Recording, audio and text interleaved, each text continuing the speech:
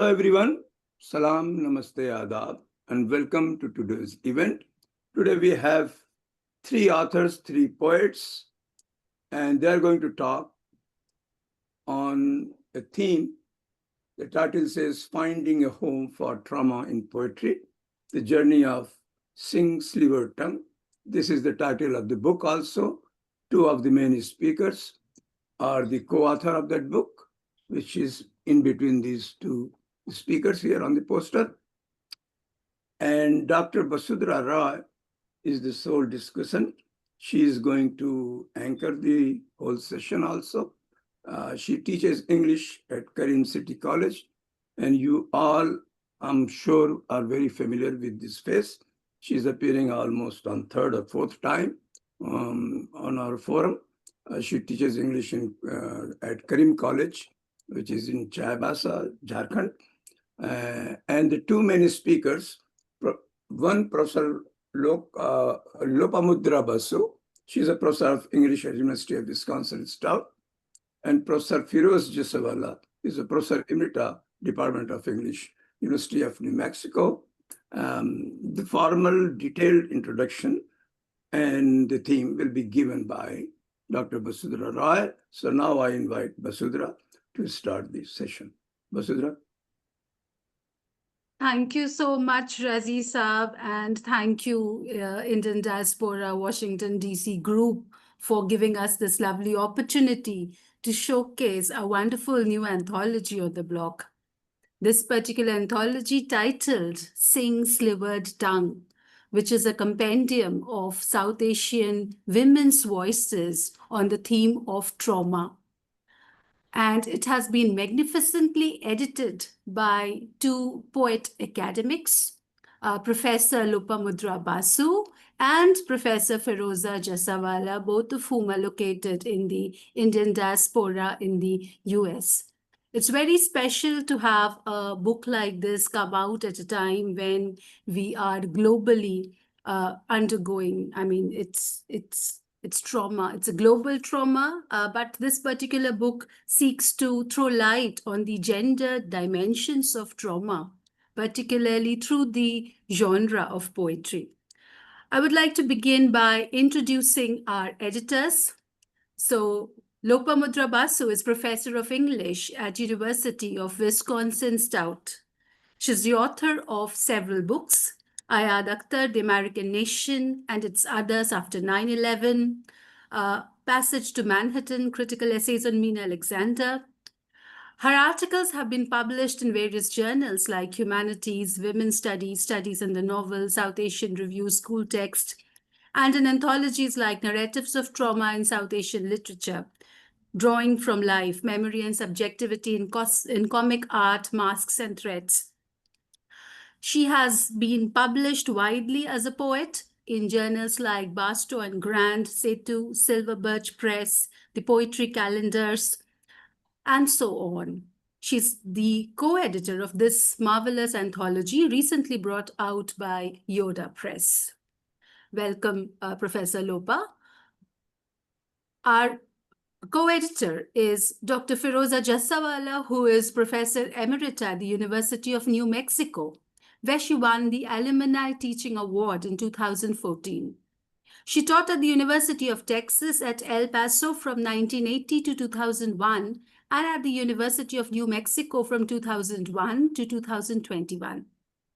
She's the author and co-editor of several books, primarily on post-colonial literatures. Some of her books constitute Family Quarrels, Towards a Criticism of Indian Writing in English, Interviews with Writers of the Post-Colonial World, Conversations with V.S. Naipaul. Most recently, she has co-edited Memory, Voice and Identity, Muslim Women's Writings from Across the Middle East. Welcome, Dr. Feroza. As a contributor to this wonderful anthology, it is a special joy for me to act as moderator for this session and to talk to its wonderful two editors who have thought about a very significant dimension which brings in poetry, trauma, gender, and also the diversity of women's voices across the pantheon of South Asian cultures. So to begin with, Lopamudra, Basu, and Feroza Jussawalla, I would like to ask you about the title of this particular anthology, because when it talks about the slivered tongue, it ends up reminding me of Philomela, of course, the mythical figure whose tongue was chopped off. And we are, inheritors of Philomela's silence. And we are trying to somewhat subvert this silence by speaking out, vocalizing. So was this on your mind when you were conceptualizing this anthology, this title? So one by one, I would like you to, talk about what you feel on this. I would begin with Lopamudra. Thank you, Basudhara, for that wonderful, kind introduction. And thank you, Razi Saab, for providing us this forum, and all of you who have joined us, including some poets in our volume from India. I know the timing is different, so thank you for remembering and being here. It's really a pleasure. This is the first event that we have, although it's in cyberspace. It's a great way to connect with our audience. I will go to the question about the title, Sing Slivered Tongue. You are right that a part of the inspiration was indeed from the Philomela myth. And actually, one of our poets, Dr. Rupali Sarkar Gaur, has a poem which is entitled Philomela Today, Yesterday, and Tomorrow. And that is on page 50 in the volume. I believe Rupali is actually in the audience, and maybe she can talk about it in the question answer session.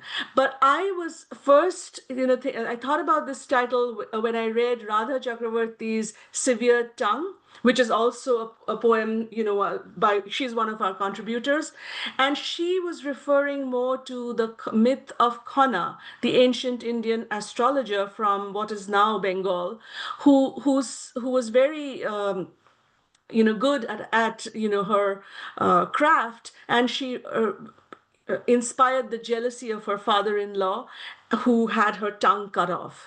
But her sayings and her proverbs still exist today, and it's part of folk wisdom of Bengal. So I was thinking of these two, myths simultaneously, and then I came upon this title. It sounded alliterative and poetic, and Feroza also liked it. So there was, I don't think we seriously considered any other title. It just, from the beginning, for a long time, we just called it South Asian Women's Trauma.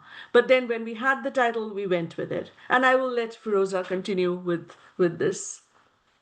Thank you very much, Lopa. Thank you very much, Razi Bhai and Faisal Bhai and Vasudhara for doing this. And I'm from Hyderabad, so I will also return your adab to you. Salam alaikum, bhai. And namaste to all my friends who are here. I'm very happy to be here among you. I'm also particularly happy to be with Razi and, of course, Basundhara, because Razi is in Frederick, Maryland. I went to Hood College many years ago. And so I'm very grateful for all of that. Most of all, before I say anything about this book, I have to thank Lopa Basu. She did not need to bring me on board, but she did. And she came to me with this proposal, and I was more than honored. I thank you, Lopa, from the bottom of my heart for involving me in this project, which you have brought. She did all the heavy lifting. She did all the emails. Those of you who are contributors know that she did all the emails. She did all the conversations. She carried the biggest weight of this book, which is why her name is rightfully the first name on the book. So I'm very grateful to her for all the work and the ideas she came with. And yes, she came with this idea of how to call it this. And I guess we took permission from Radha Chakravarti also for using the title and coming up with Sing Slivered Tongue. So often we are not allowed to speak. Now, unfortunately, I'm a post-colonial theorist. So when she came with this, of course, I immediately thought of Gayatri Spivak's Can the Subaltern Speak? So many of you are familiar with that.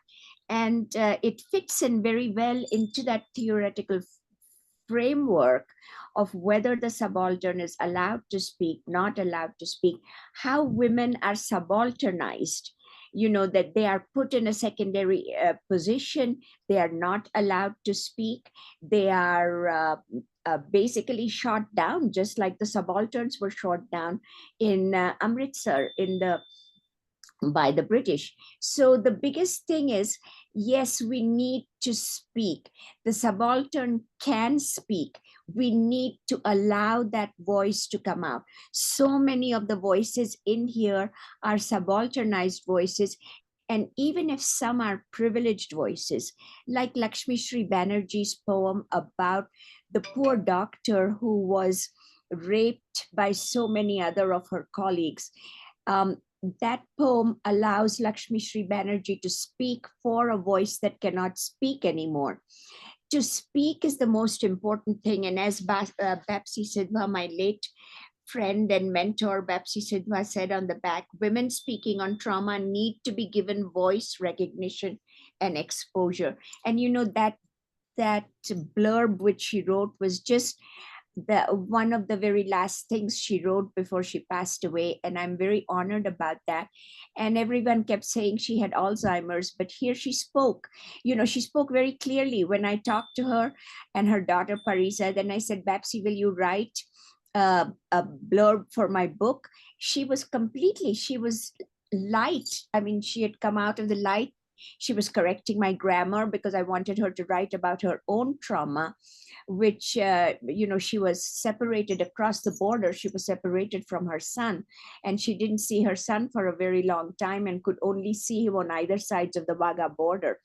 And that's the kind of trauma that so many of us from South Asia have lived through.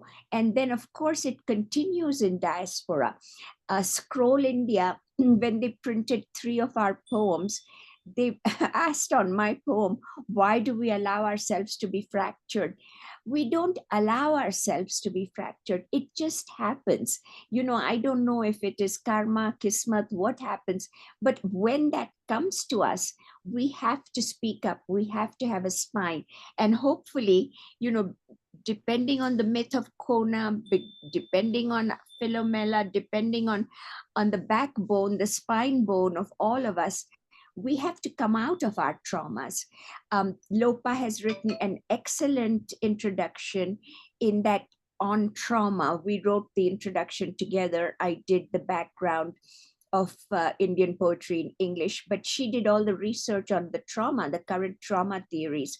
So bringing these poems into a theoretical framework, it will help many of you to take this book into the classroom and to your students. And so I sincerely hope that this will go forward as a book that allows young women who are reading this to speak up, even if their tongues are slivered or if they are silenced as subalterns. Don't you think, Lopa? Yes, absolutely. I think, you've covered, our journey, quite eloquently. And I do think that's our hope, we don't want to stop with the slivering.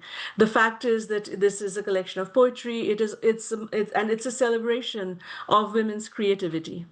Even in the midst of some very dark material, it creates, poetry is a process of transforming it. And there's an aesthetic involved in transforming something which is, perhaps unspeakable and truly horrible into something which is a work of beauty. And with that, the idea is not only to use it in courses and such, but for people who are probably going through parallel experiences, to find a community in finding these 68 poets and their expressions of trauma. Right, right. Very well articulated. And I love the fact that, this anthology seeks to serve not just a kind of, existential need to write, or an existential need to be heard, but it also has the potential to be used in the classrooms as a practical manual of how trauma speaks, through our everyday livings. And just probably to give the audience a glimpse of, the collection, I would like to read a poem. This poem is titled Dehiscence, and it is by Pooja Garg, a poet who also belongs to the Indian American diaspora. So this poem titled Dehiscence by Pooja Garg. Mother is a doctor. She says, eat for my skin to become smooth, for my muscles to turn firm, for my bones to grow strong. Eat, eat, eat, she says, hurriedly now, looking at the door.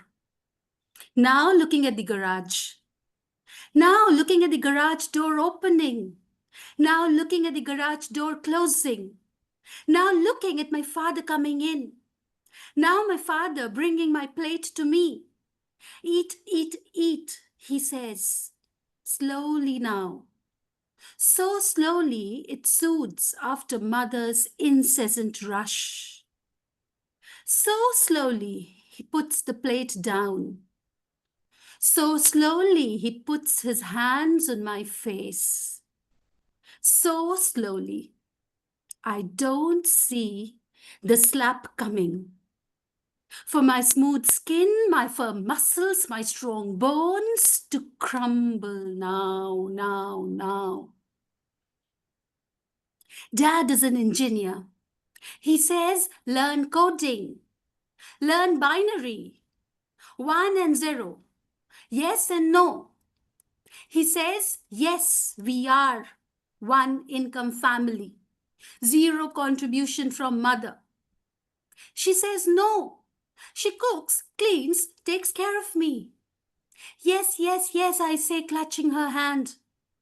No, my binary father says, as she's pushed to the wall. No, as she's taken to the hospital.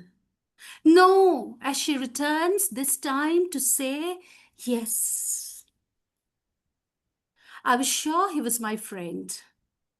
I knew it because we shared the bus, the classroom, the table at lunchtime. I knew it definitely because he did not call my lunch smelly when I opened my box of lemon rice from home. And also because he said I was smart. So when he asked for my notes, I gave them to him. I gave them to him again when he was out for a match, when he had a date, when he went on holiday. He even had my notebook in his bag the day he called me his Indian slave in a voice that echoed down the bus, the classroom, the lunch table. That was Dehiscence by Pooja Garg. How much do you feel that this compendium of South Asian voices that you have gathered together, voices from across the South Asian countries, how do these women's experiences resonate with one another? Is there really as much diversity in their trauma, in their expression, in their language, as their cultural nationalities seem to suggest? What would you say?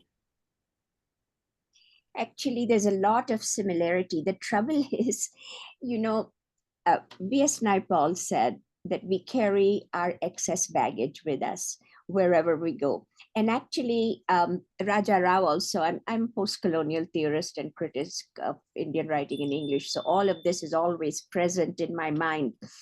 And Raja Rao also said that when he wrote Serpent and the Rope and said, he carried with him his traumas, his excess baggage from South India to Paris, where he wrote Serpent and the Rope. And it's amazing how we do. Currently in the US diaspora, everybody is introduced to the South Asian culture through Zarna Garg. And she presents this image of everybody having a grand life, being able to make it in the American dream, and South Asian women not speaking, not being put down, etc. But the truth of the matter is, as you saw in Pooja's poem, or in any of the many other poems that we have in here, or even in my own experience, we relive the the South Asian essential experience, even in diaspora. Where would I have thought that I would have had a very difficult mother-in-law in America? I would have thought in America, I wouldn't have a difficult mother-in-law. I would be perfectly all right. I would have a difficult mother-in-law like an Anita Desai mother-in-law in Calcutta, but not here. But I did. So it is somehow, either our karma, our excess baggage, or the fact that women per se, even when we say are in the most liberated situations. Henry Louis Gates just celebrated the 25th anniversary of the founding of Ms. Magazine. And if you look at his page on Facebook, you can see his many interactions with Gloria Steinem. What has that done for us? It has brought us back to this kind of 50s sort of notion of women in the Trump era. So, women somehow, we have been made second-class citizens, whether it's from a biblical heritage, a Quranic heritage, or even our own South Asian heritage, where we value women. We have women goddesses. Indian men fall prostrate at the feet of Lakshmi, asking for money, fall prostrate at the feet of Durga, asking for protection. But do they protect and honor the women in their lives? No, they don't. That you saw that in Pooja's poem, that they beat up on their wives, they beat up on their children. How do we change this mentality? And we hope that this book and the poems that give voice to the pain in here make people think a little bit before they raise their hand to a slap, before they somehow or another hurt women. Will Lakshmi Sri Banerjee's poem, let me read that to you, have any effect on the fact that, let me see, where is it? I was going to read Usha Kela's, but anyway, The Desecrated Mother. This is in painful memory of a global protest social revolution against the brutal rape, murder of a female doctor in RG Kar Hospital, Calcutta. That night, the shimmering stars hid themselves in utter shame, as did the night while watching the monstrosity of the dark game. The bleary-eyed mother wept and wept with tears of endless riverine blood. Are these the goons I gave birth to, soaked in such a pernicious blood? They walked in with hate and lust and wrapped in mantles of murk and evil. They besmeared the motherly bond, wholly with claws and paws like the devil. They throttled, raped, ripped her apart with inhuman torture in caverns of stress as darkness wished to hide in the dark, to run away from being such a witness. Intoxicated with blind Dionysian fury, they forgot their mother in their black souls. They forgot the warmth of her lap and milk as they defiled brutally their Genesis whole. And that's a very important question. These very same men who brutalize women, do they remember their mothers? Do they honor their mothers, their sisters? These would be the same men who would get up and attack any man who attacked their sisters. How do we educate? The question is, how do we educate men? That anywhere, even our, American leaders and Indian non-educated people, to get beyond their hormones and treat women as the goddesses that we should be treated as. I mean, we give birth, we suckle, we nurture, only to be abandoned, tortured. And that's the pain of the trauma. I'll turn it over to Lopa so she can talk a little bit about Steph Craps and trauma. So I really appreciate, Basudhara, that you read Pooja Garg's dehiscence, because the idea of dehiscence is, you know, a wound kind of not healing and being open again, and that is also intrinsic to the idea of trauma. It's a wound that that doesn't heal properly, and you keep going back to it, and that is why it is replayed in memory. And you know, in memory and trauma studies, writers like Steph Krabs, Michael Rothberg, all of them theorize about this idea. So, you know, some of them, like Rothberg, you know, is a scholar of the Jewish Holocaust, but he doesn't stop there. It kind of, you know, that pain keeps coming back, and then it takes, you know, other forms, and it replays itself in various ways, and you can see it in in the post memory generation. So this applies also to the Indian partition. You know, the people who faced the first partition in 1947, it of course doesn't end there. That we are, you know, so many decades removed, but that memory, that traumatic memory, comes back to haunt us every time we are in the throes of a political crisis. But I wanted to shift a little away from perhaps these bodily expressions of trauma in terms of rape or physical abuse, etc. There are many poems in the collection which actually touch upon things which could affect men and women, you know, irrespective of their gender. Some of the poems are very poignant, and they're about, you know, the changes that occur with age. You know, parents encountering dementia. Nishi Pulgurtha's poem, The Empty House, is one such. And there are several poems, including mine, which are about, you know, the experiences of COVID, particularly from the diasporic side of it, where, you know, we experience these events, and we are so far away. We really cannot be there in person. And, you know, we experience it in different dimensions. There's, of course, the first wave of COVID in India, where we see a kind of a recurrence of the migrants, that the scenes that we saw in 1947 are kind of replicated in terms of, you know, men and women who are migrant workers in the cities having to walk for miles and dying of thirst or hunger before they reach their homes. Several poems in the collection, you know, express that. And then you also have the personal dimensions of it, of, you know, people, you know, like myself, losing, you know, parent long distance, also witnessing the loss of my, you know, husband's mother-in-law, who was actually a very kind and nurturing person to me, unlike the typical, you know, idea of the mother-in-law. Anyway, you know, those deaths continue to haunt us, even though you know, they seem to have been brushed aside and life goes on. I have visited India several times since then, and there is hardly you know, a thought cast to, you know, the huge number of deaths. It's like it never happened. And I think poetry is one of the very few spaces which allows us the opportunity to remember, to memorialize, and to, you know, acknowledge this devastating loss. I will read Nishi's poem, The Empty House, which is, you know, a short poem, and it talks about this experience of the loss of memory, which is, in this case, I think the protagonist being described is a woman, but it could be also something that men face.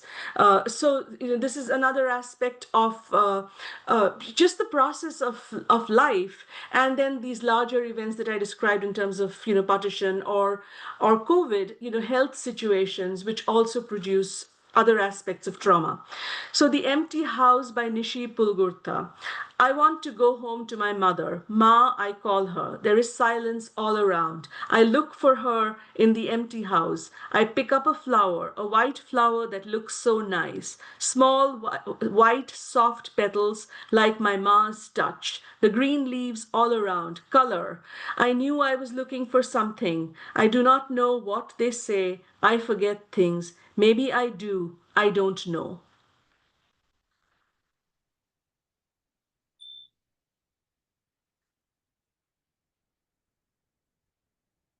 so I think to go back to Basudhara's question, there are, this part, we did write, Feroza and I wrote an extended section in which we grouped poems according to their themes. And, we had, themes of maybe bodily trauma, themes of, memory and loss, themes which were related to public events, and we clustered them together. So we do think, we can thematize different aspects of trauma like that. Unfortunately, the introduction was becoming too long, so that was, that section was left out.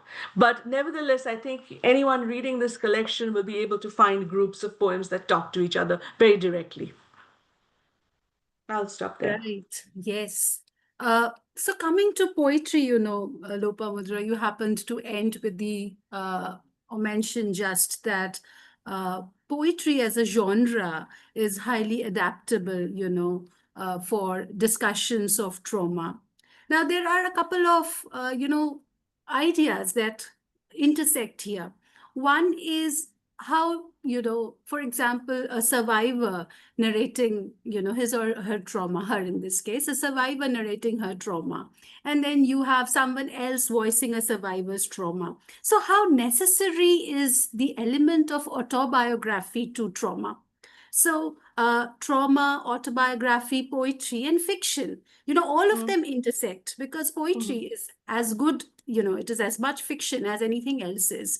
So given the fact that a poem, need not have been born from a personal experience, it need not have been born from an autobiographical experience, how relevant would that poem be to trauma studies? So where for you do these ideas intersect? So trauma, autobiography, poetry, fiction. How can we, see them in the light of this anthology?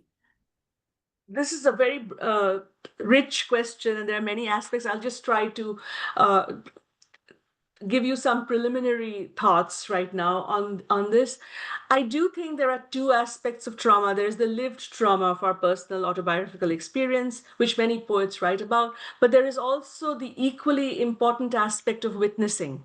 And sometimes we may be spared a direct suffering from trauma, but we still witness. And as poets, we are very often empathetic witnesses to public events. And it's also perhaps, our obligation to capture those. My graduate school mentor and professor, late Mina Alexander, used to talk about the lyric in the time of violence or poetry in the public sphere. And I do remember, especially after 9/11, I mean, she was not directly affected, but she felt compelled to go to ground zero and to try and write poems because I couldn't do that because even though I lived in New York City at that time, I was too shaken to go, and force myself to go and witness that.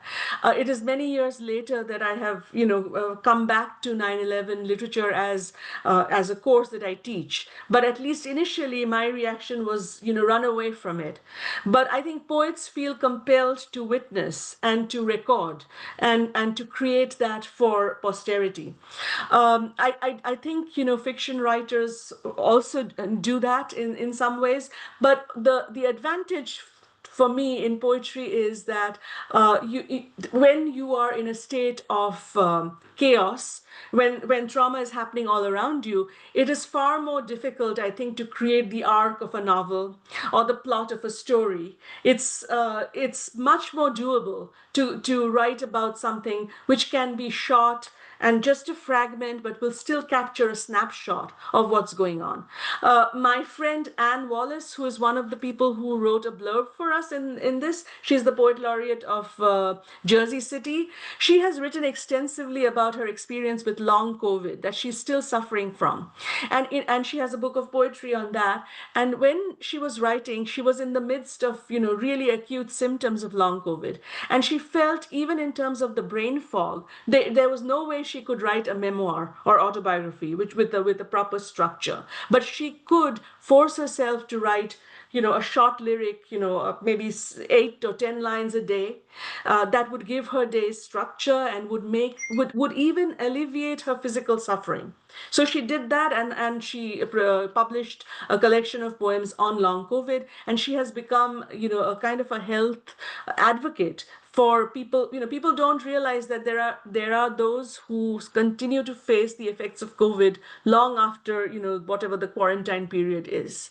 So she is one of those who, really suffered, continues to suffer, and she's written about it. So I think poetry lends itself to this flexibility. You can, write, maybe like a haiku, and remember it, and transport it in your memory.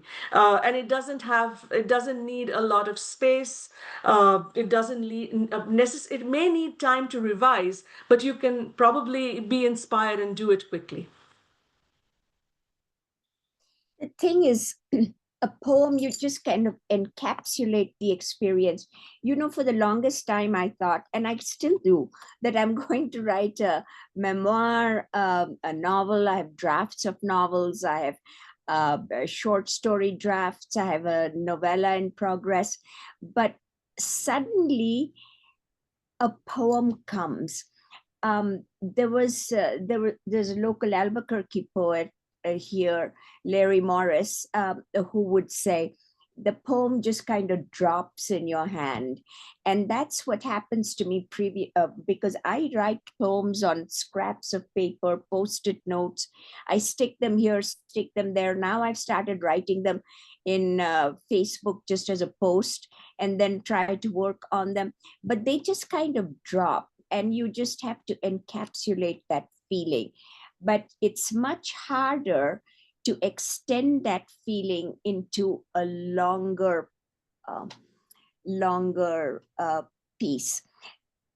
Again, to come back to the gender issue, I think poetry is the perfect vehicle for women who are constantly busy and are doing this or not and are tending to something else or doing something for someone, or you teach a class, you come back, you don't have the focus or the luxury to sit down and focus for a very long time on a work and give it shape. So you can just write something and still get your voice out. We're back to the question of getting your voice out. How do you just at least somehow express something and put it out? And that's the important thing, is we have to just get that throat chakra working and speak up and put it out somehow so that people can. But these longer genres, they sit in our drawers. We are constantly, oh, I'll get back to it, I'll revise it. I have a novel sitting from 10, 15 years. I take these workshops, I take them here, I take them there, but it's the poems that then just come out. And that was also not just a female genre or a women's gendered genre, but you can take it back to the many, Muslim male poets, as we can think of, who had the dohas, the questions, the bazi, the khawali kind of genre that I grew up in Hyderabad. So if you think of it, even debate, when we think of khawali, we think of debate, but you can't extend a debate out. We don't write opinion pieces out. We just speak it out. And once we speak it out, the words have a life of their own, and then they reverberate through the universe. And that's what's important, is just to get those words out, that voice out. And what we want to do with this book is to show young women or people who come after us, you can get your words out, just write them and get them out. And that's the important thing. Either write them, speak them. Now there are so many outlets. I mean, you can put them on Instagram, you can put them on Facebook, you can put them on Twitter. We do have very famous South Asian Twitter, Instagram poet. I can't think of her name right now, but that's the thing, is just to get the ideas out or to get the words out. And somehow, as we articulate words in poetry, they take their own shape. I am not a poet who can work with form at all. I cannot do haiku. I cannot do haibun. I cannot do sonnets. I just have to put the words together in whatever mumble jumble they come out in. And then that's just the way it comes out. I have a colleague here who's a very famous haiku person, Scott Wigerman. And I tell him repeatedly, I cannot do haiku, but we do have some haiku and haibun in here. Rashna Wadia has a long one about being mistaken for Navajo in the diaspora. And that's one you might want to look at, which is a nice one. Again, turning to another Parsi poet about architecture. We have a nice one here by Delnaz Italia also. So just looking at these, we can say, we don't need to be bound by form. I find form very, very restrictive. It's like chains. I just cannot do sonnets. I just don't have the discipline. And so it's just, let your thoughts and your voices flow. If anyone is to use this in a classroom, use it. Don't talk so much about the theory. Don't talk so much about the trauma or the poet. Turn to your class and your students and say, hey, why don't you write something on this and read it out to your classmates? And that would be a very good strategy, a way to use this in the classroom, rather than saying, look at it sociologically as the expression of trauma from a South Asian or an ethnic community, and then pigeonhole that community as being one that expresses a lot of trauma. But just get your students to write or think about how each one of these poems, or a poem that they think about, would take shape in their classroom. And that might be, that I envisioned this as going into a classroom. I'm sorry, I'm already retired and an emerita, so I don't have the opportunity to take it, but I'm encouraging other graduate students I have had to take it into a classroom, especially if you're teaching women and gender studies. So that's yes. And I think I would like to add another point to this, where poetry as a genre, I find is very, it's a conducive vehicle for this expression, because I think that many of us who write not just to reveal, but we also write to conceal. We want so much that should be left unsaid, because part of what is said, derives its meaning from what is left unsaid. So I think poetry allows for that kind of symbolic language, which prose often bypasses, or which would probably have no functionality in prose. So the language of poetry functions at a highly symbolic level that can express much more without, actually saying. So that act of concealing also probably tempts many of us towards poetry as a genre. And I think that is revealed in many of these poems, which are very short, very crisp, very symbolic. And they tell us so much about the mind without telling us about the external world that surrounds this mind. So it's wonderful in that way. But then reading a collection of this nature and going through the submissions and kind of selecting them must have been a very emotionally draining process, because you have to kind of not just encounter, but actually engage with these narratives of trauma in order to see whether they fit into your anthology, or in order to judge their poetic worth. So how did it feel, this acceptance, rejection, which ultimately as an editor one has to do, though one is handling each of these submissions with care, with empathy, and yet there have to be rejections, and yet there have to be ways in which you say no. How easy or difficult, and of course not easy, but how difficult was that? For me, that was the best part, because then I could sit with Lopa and we sat on Zoom and WhatsApp chat, and we talked to each other and we went through each poem. And that was the best part, because I really got to know Lopa well. And we worked around our situation, her taking her dog out, taking care of her kids, and me, and, somebody or another yard guy coming or something. But we were reading poems together and saying, okay, this one works, this one doesn't work. For me, it was really the best part, because I got to know Lopa and very well, and we were able to sit together and chat and go through the poems and either reject, accept, suggest. But she did quite a bit of the reading first, cleaning things out. As I said, she's done a lot of the heavy lifting for this, and so I'm grateful to her. But I'll turn it over to her, let her speak. But it really was the best part for me, because it was not so much draining as collaboration in the best sense of it. So one good thing was that, we were more or less, on the same page. It rarely happened that, Feroza loves a poem and I totally dislike it. We were very, we were more or less on the same page. And even when we were unsure about a poem, we were able to talk and, kind of convince each other whether or not something should be in the anthology or not. I mean, that part was smooth. We, talking and deciding on it. One thing I will say is that, this is, to Feroza's credit. I mean, she didn't want us to impose one specific kind of aesthetic in terms of selection.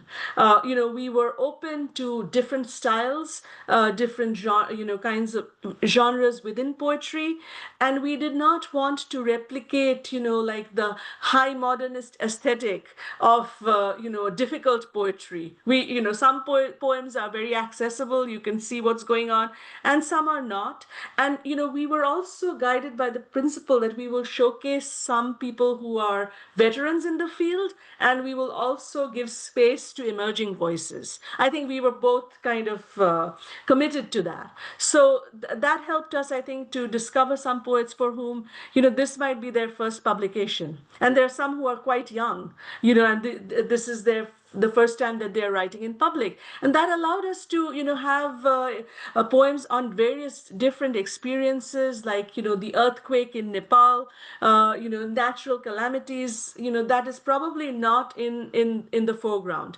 Another principle in our selection process was, that we wanted to give space to the large, community of South Asia, not just, India, which tends to dominate, most discussions of South Asia.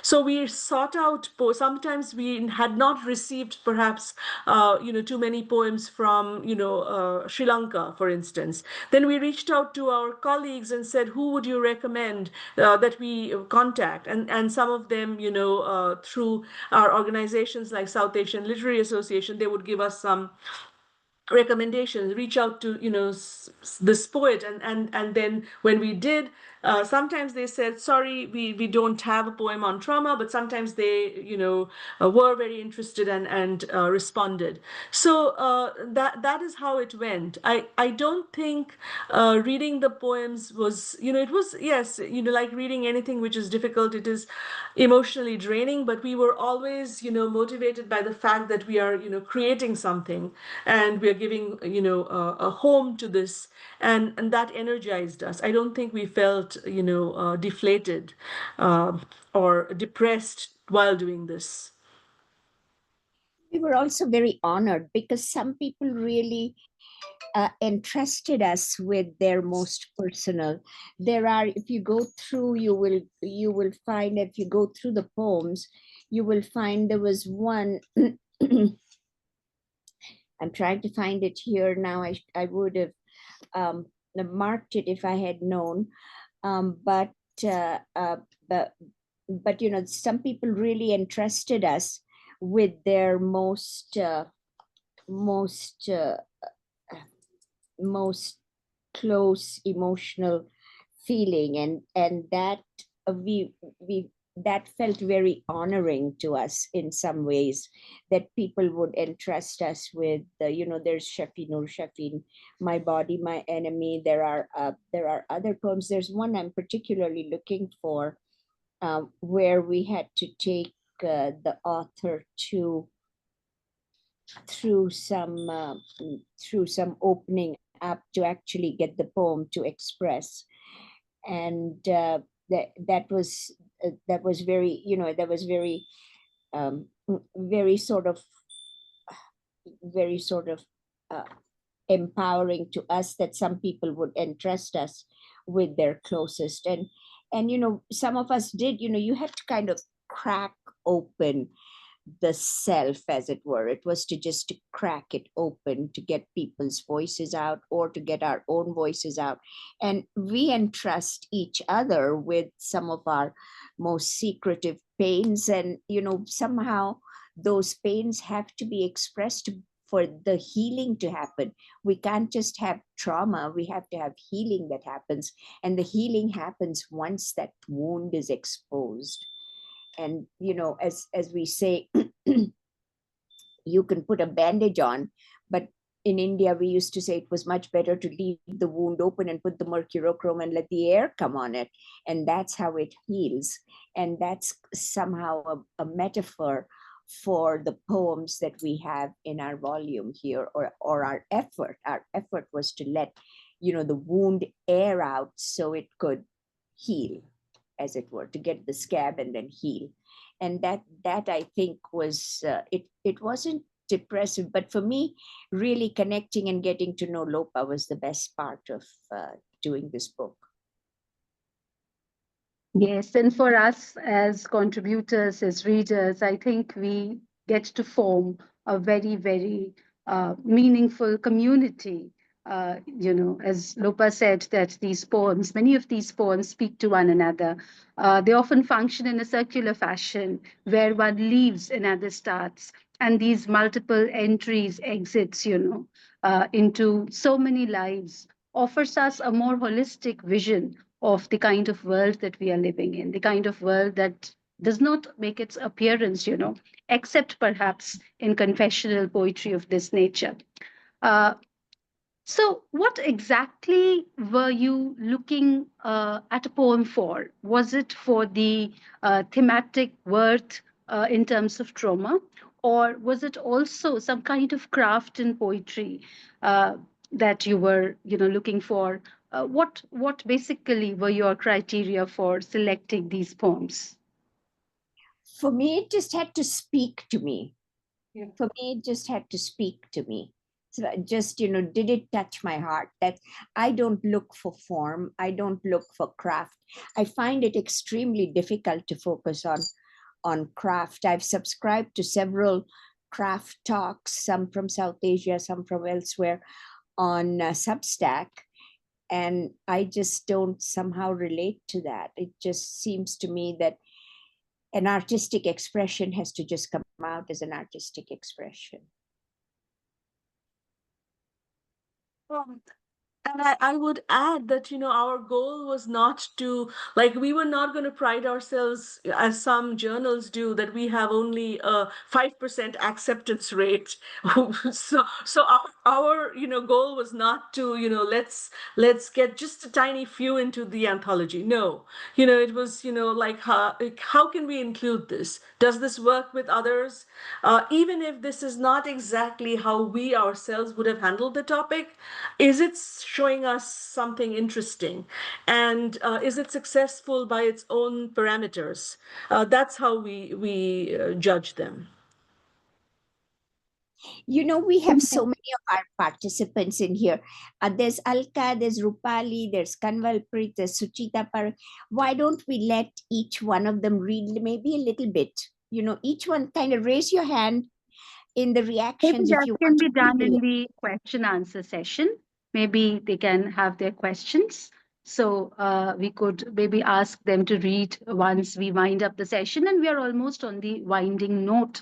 And I think I would just like to ask one final question is, what are your hopes from this anthology now that you have worked hard? now that you have brought together a compendium of voices that stand apart as well as work together in a choral mode. What are your hopes from this anthology? One thing is clear, you do not intend it to end as a poetry anthology. You also want it to travel, and you want it to act as a manual on in the field of trauma studies, maybe. I think it's also a very important voice in the field of women's writing from South Asia. But what, as editors, are your hopes for this particular anthology? Thank you, Basudhara, for saying all those very nice things that, yes, it is an important contribution to trauma studies. Darwaza Band. But as I said, it just, I sincerely hope that it would make young women read more and more and write more and more, and that it would go into the classrooms and give women the strength to speak up. And so I'll let Lopa talk to that. At this moment, I just want it to be distributed, to get, be available for purchase. I think, it's available on Amazon, but I would also like to see it in local bookstores or in, it's probably a dream right now. I mean, maybe somebody will not, just review it, but also think of writing maybe a scholarly article on it at some point, picking out some of the poems. So, dissemination, adoption in courses, adoption in events beyond the academic. Like if there is a Women's Day celebration, if someone picks out something to read from there, that would really, be delightful. I think, just because this is a small press, and and poetry doesn't have much in terms of money, so it tends to become a lower priority for publishers, for book festivals, etc. But if it's able to overcome some of these barriers and still spread by word of mouth, that would be a great thing, I think. Thank you, thank you. And I feel that the anthology is already making rounds. There was the Scroll uh, publication, very recent publication, where Scroll picks out a few poems for showcasing. And I'm sure that there are a number of events planned up. I'm very grateful to have had the opportunity for this first talk with the editors on the anthology. I'm also, as I said, very grateful to be contributing to it. And I hope that all these wonderful poets in the audience who have been contributors, who have joined us to listen to this conversation, might have questions or answers or observations. And with this, I conclude the session and hand it over to Razi Sahab and his team for the QA round. Over to you. Basudhara, I just want to thank Hafiza for her painting.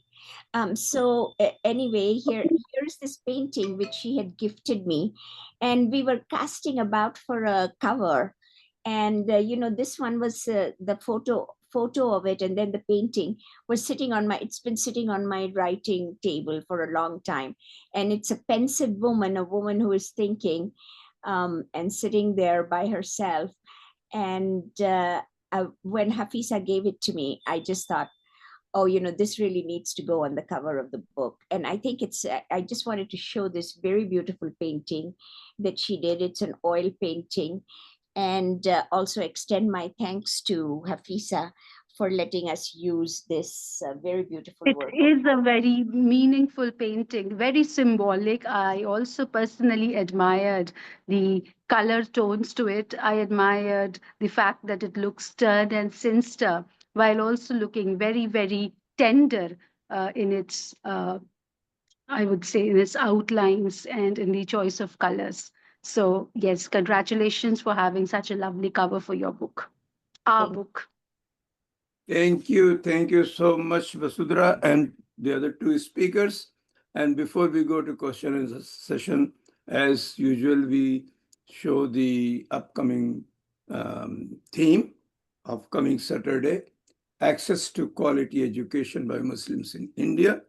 There are three very known educators, especially Professor Furqan Qamar Sahab, who is a retired professor of management at Jamia Millia Islamia, and a chief advisor to Chancellor Integral University. Dr. Navneet Sharma from Central University, Himachal Pradesh will join as introductory remark speaker, and Dr. Syed Nadeem Akhtar, who is the Pro-Chancellor of Integral University Lucknow, will be giving the concluding remarks. Today, our co-host, Faisal, take it up, co-host is vacationing, so I'll rather help you out, Basudra, if you want to feel free to take over for another 20 minutes, invite your poets or ask some questions. But in the audience, I'll say a couple of names that I see.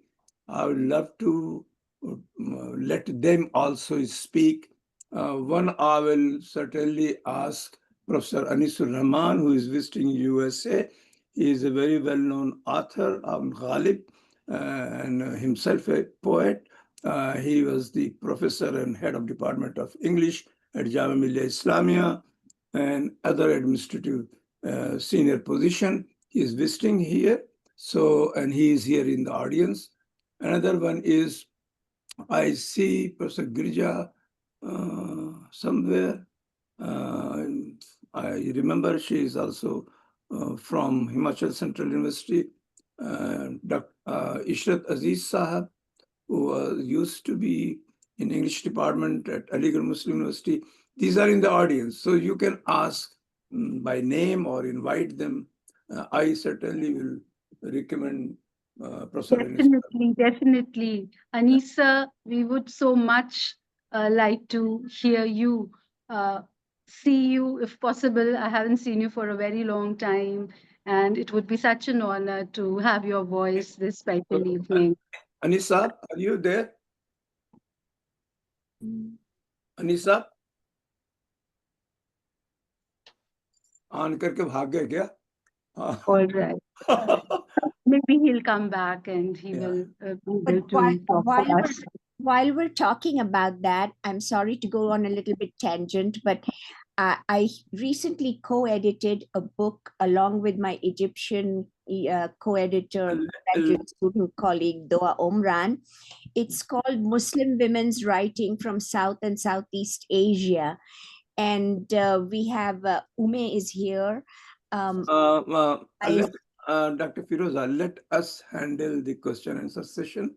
Okay. Because there is an audience who would like to ask questions as per their, let them do this part, because in between, a little bit, maybe they will ask you questions. So I'll ask Anisur Rahman Saab to give it his. Yes.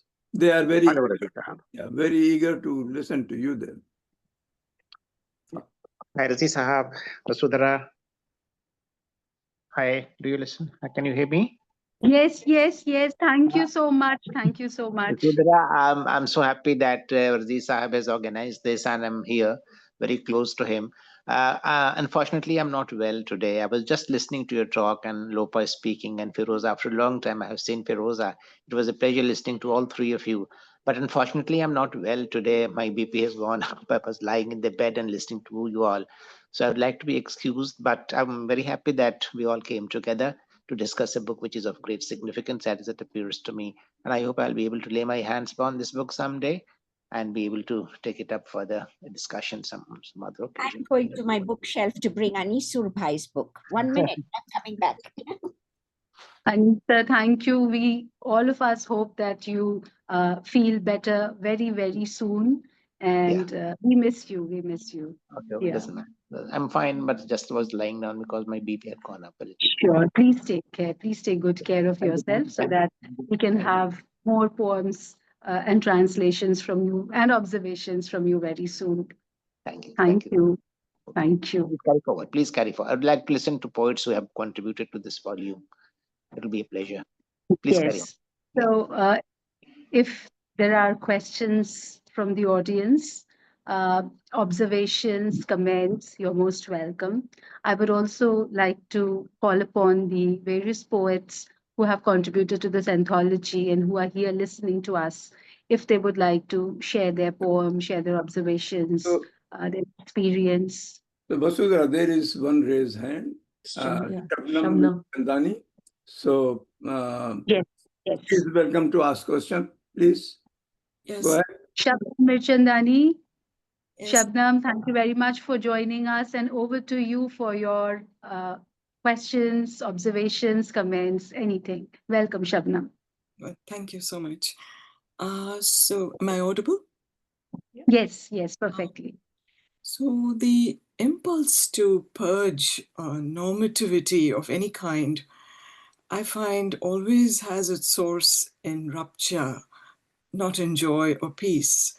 It's always in breakage and trauma, as all of your commentaries have revealed so beautifully. And whether you're, trapped in some kind of existential vortex, or you're experiencing any kind of spiritual tension, or even voicing the ecological grief that the planet is going through, or you're speaking of the proverbial breaking of the matriarchal backbone, I feel the hope lies in the fact that the genesis of this realization is pure, and it makes its landing because the human voice itself is diasporic.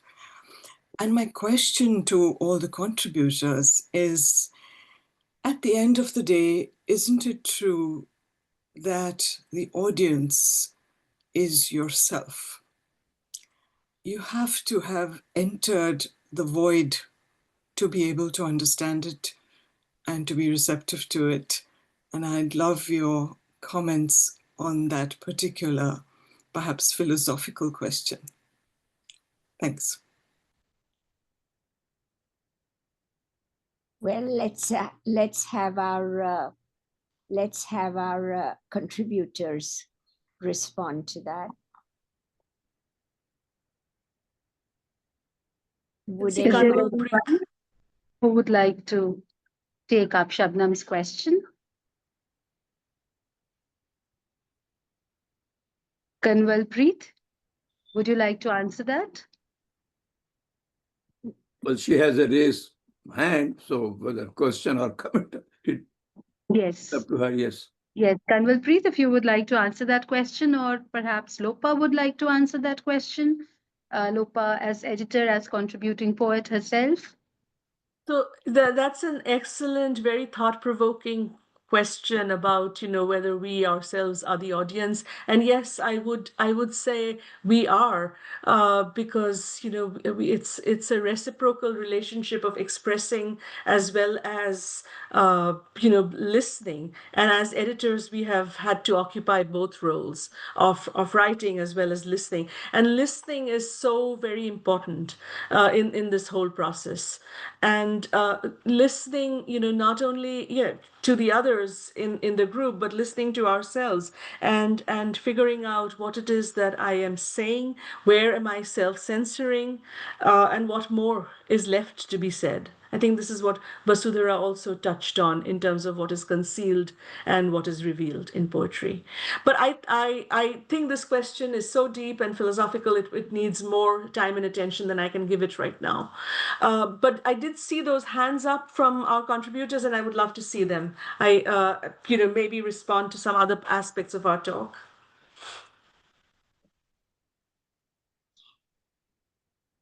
Well, I wanted to ask Prabha. Prabha, are you still there? Her comment was, women have a right to be regardless of whether they are anyone's mother or sister. And yes, that's true. Women have a right to be. And but also, if they are valued as mother and sister, then they should value the rest of us as spouses and colleagues and workers and partners. And so that's also an important thing. I was looking at that to see if she wanted to expand, but it looks like Rupali wants to say something. Rupali, go ahead. Read a little bit. Now, I actually just wanted to offer your thank observation. thank Lopamudra Basu, who was my former student. I taught in the same college where she studied. And thank you, Feroza, for this wonderful book. I wrote the poem that is published, one of them, Philomela. I wrote it on the 16th of September 2020, 2 days after the incident that happened. It was lying in my, my phone. And so when I was asked that I'd like to contribute, I had this ready. And I didn't know that the title would be, would be what it is, the word tongue. And it is about cutting off tongue. Because what has happened that now that women have started speaking, they're cutting off their tongues so that they can't go and report to the police. They can't report their problems. Because earlier women were silent. They wouldn't, share their trauma. But now that they're ready to go to the police station, there's this terrible incident in Hathras, in UP. I live in Meerut, where they did this. And so that's how I wrote that poem. And then I found that there was such a lot of this stuff in our mythologies, rape and cutting off tongues and, and so forth. I think this book should be in libraries, Rupa. You should try and put them in as many libraries as you can, in military academies, in universities, rather than just festivals and places like that where just people pick up, because it's very important. It's a very important book. And thank you, Vasudhara, for carrying out this whole program so well. Thank you so much. I hope I'll get an opportunity sometime to read the poem out to you. I think you're running out of time. Thank you so much, Rupali ma'am, for your Good to see wonderful you, poem. and it's such a pleasure to have you in this group, and I look forward to seeing you in Yes. Delhi, hopefully. Rupali, read I a would little bit now. next like to invite Professor Girija Sharma. Girija ma'am, I would be very happy if you could speak to us, if you could share your views on the session today. Over to you, Girija ma'am. Or questions if you have any.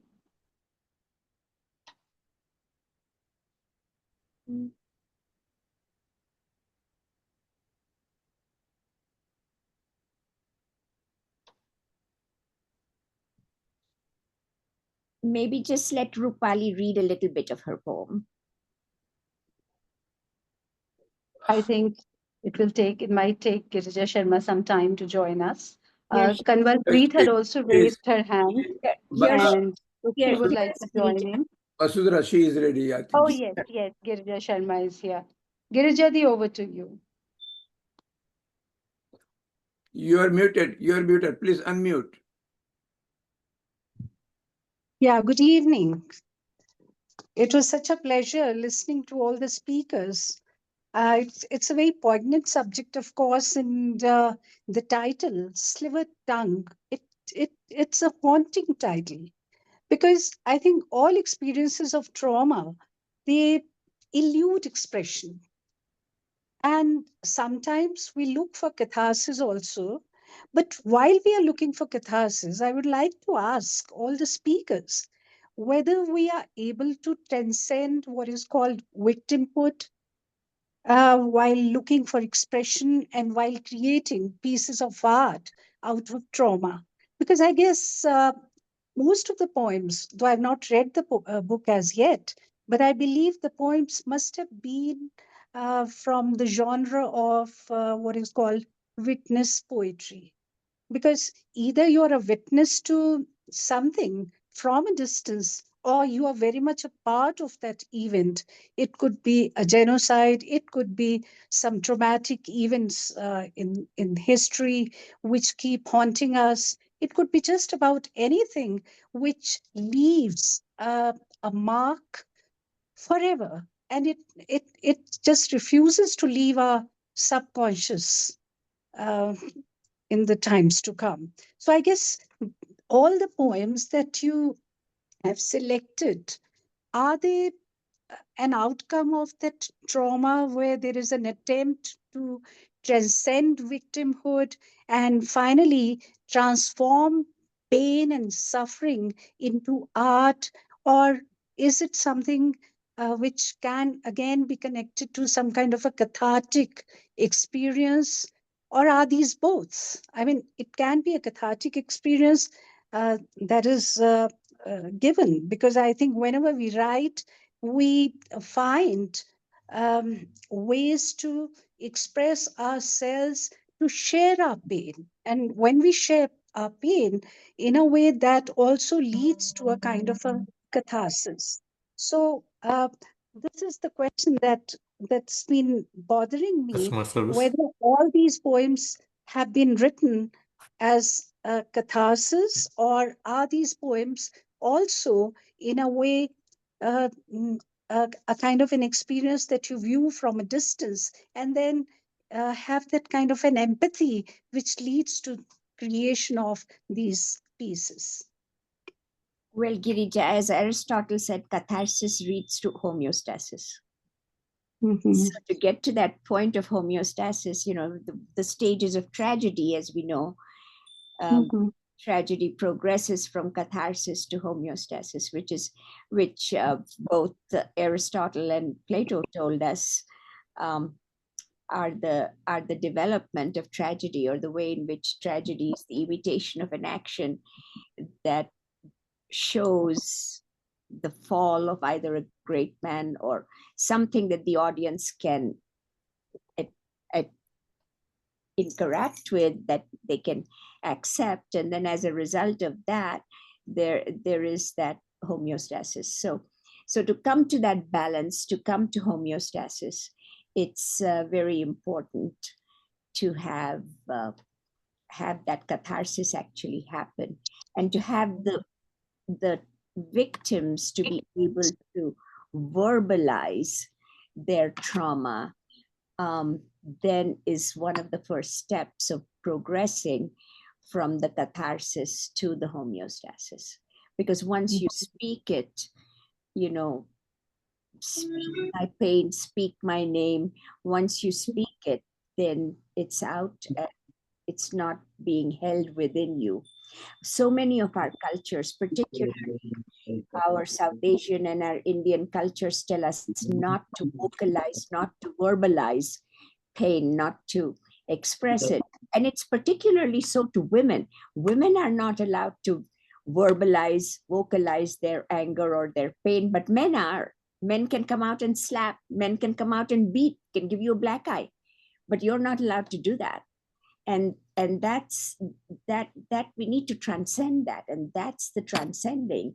Whether it's just domestic abuse, whether it is partition abuse, whether it is political abuse, that's the important thing that we need to bring out, and then just let it go, and let people know that we will verbalize, let people know that we will speak, that the subaltern will speak, and that the voice will come out, and that we will, yes, bear witness, but not just bear witness, but protest, resist.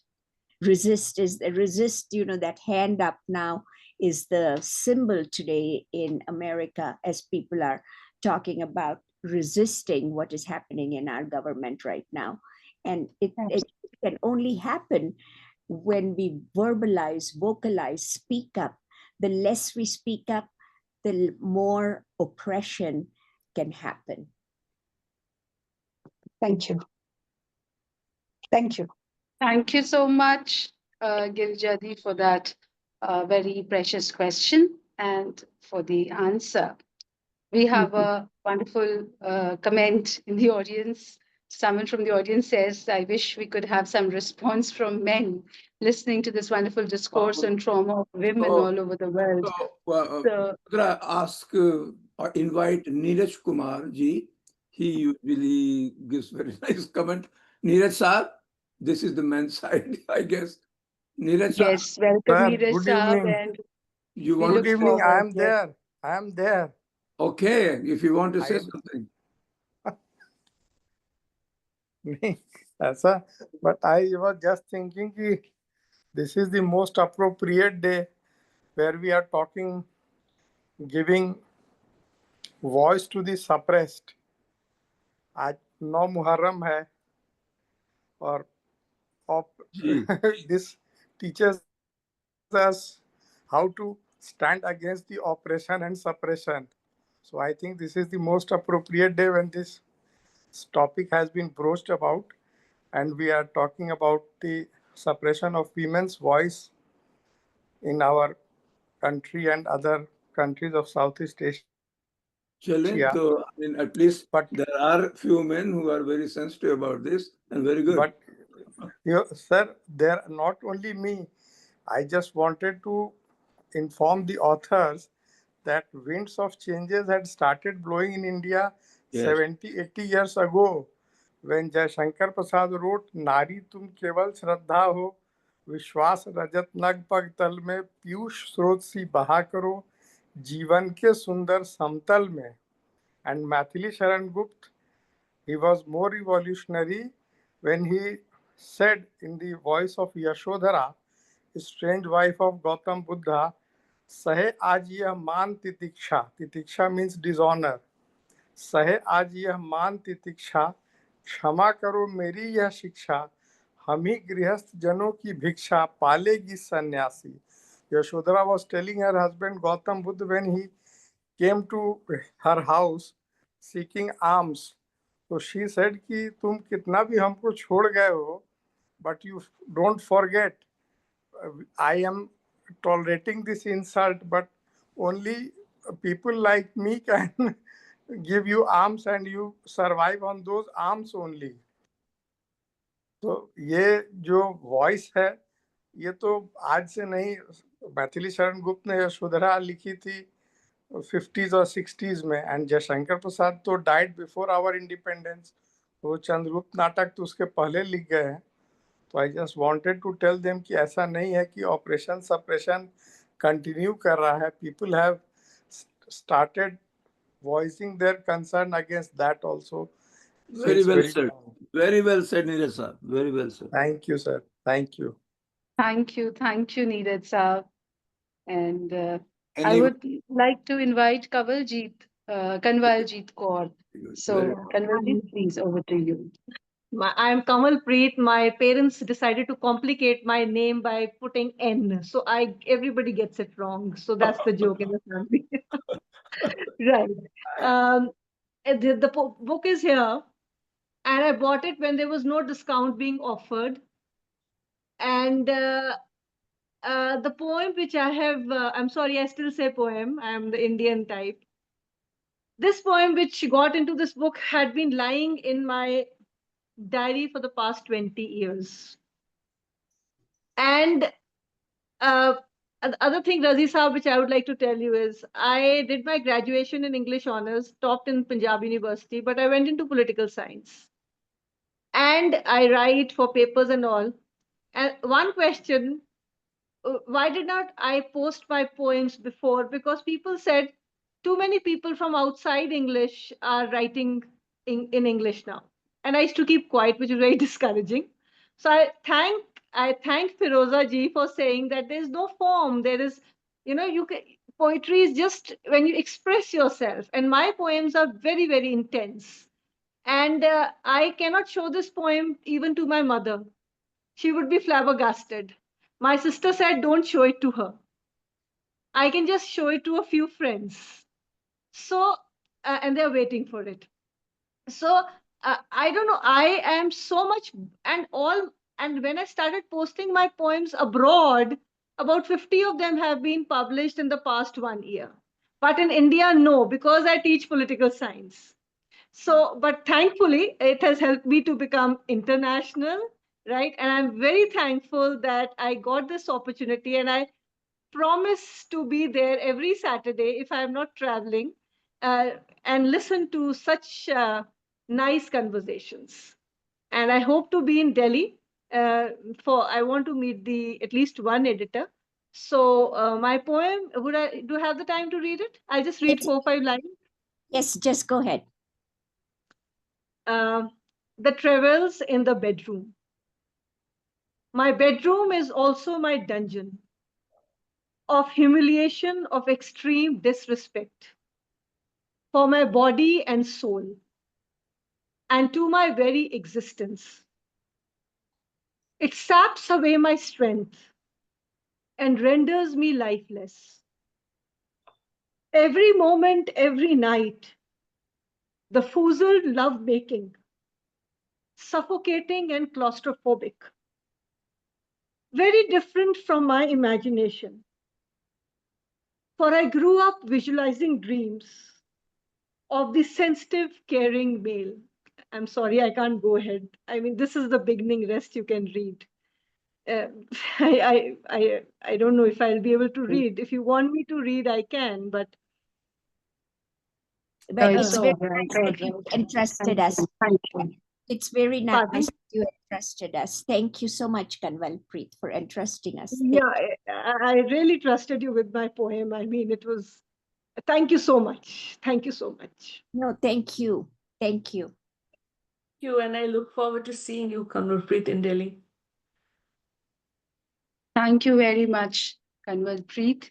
And I think we are past the session time, and it is over to Razi Saab for the closure.